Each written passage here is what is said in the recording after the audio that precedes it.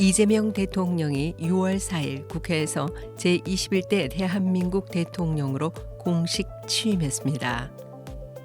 이 대통령은 모든 국민의 기본적 삶의 조건이 보장되는 나라를 만들겠다며 기본사회 실현 의지를 밝혔습니다.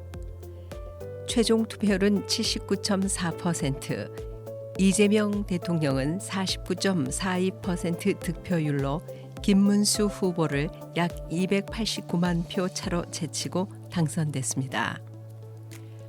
취임 연설에서 그는 두터운 사회 안전매트 위에서 위험한 도전이 가능해야 새로운 혁신과 성장이 가능하다며 빛의 광장에 모인 사회 대개혁 과제들을 흔들림 없이 추진하겠다고 말했습니다. 또 불평등에 따른 양극화가 더 이상 성장을 이끄는 동력이 되지 못하고 있다며 특권적 지위와 특혜가 사라진 공정사회로 반드시 전환해야 한다고 강조했습니다. 이 대통령은 이어 남녀와 노소, 장애인과 비장애인, 정규직과 비정규직 등 모든 차별과 혐오를 넘어서 서로 어우러져 살아가는 대한민국 공동체를 만들겠다고 약속했습니다. 특히 돌봄 기본사회, 기본소득, 주거, 의료, 교육 기본권 등 8대 기본사회 공약 이행이 주요 과제로 떠오르고 있습니다. 65세 이상 치매 환자의 보유자산 이른바 치매머니가 2050년 488조 원에 이를 것으로 추산되며 정부가 관리제도 개선에 나섭니다.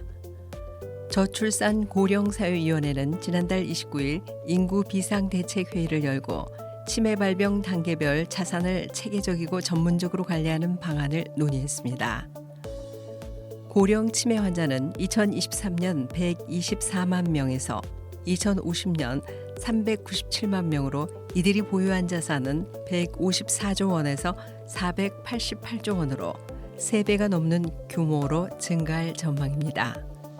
그러나 지난 10년간 이미 후견 지정 사례는 229건에 불과해 제도 활용이 매우 저조한 상황입니다.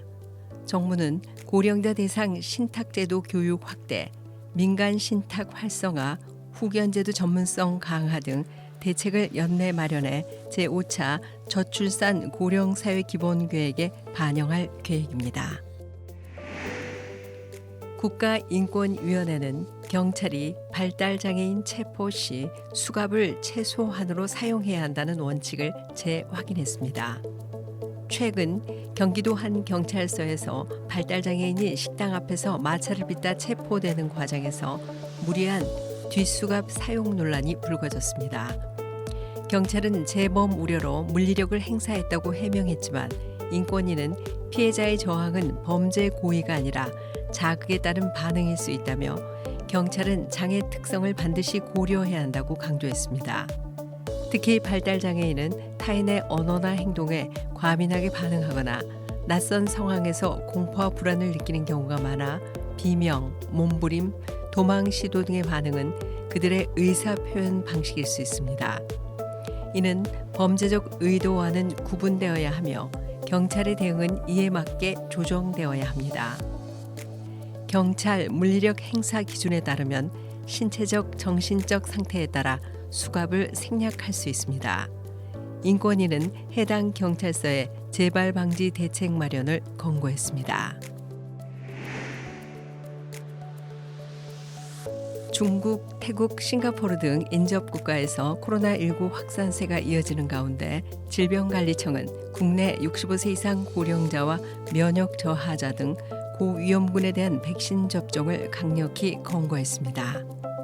현재 2024-2025 절기 코로나19 예방접종은 6월 30일까지 연장됐으며 사용 중인 JN1 백신은 주요 변이에 대해 여전히 예방 효과를 유지하고 있습니다. 특히 여름철 해외여행 증가가 예상되는 만큼 출국 전 예방접종을 완료해 줄 것을 당부했습니다.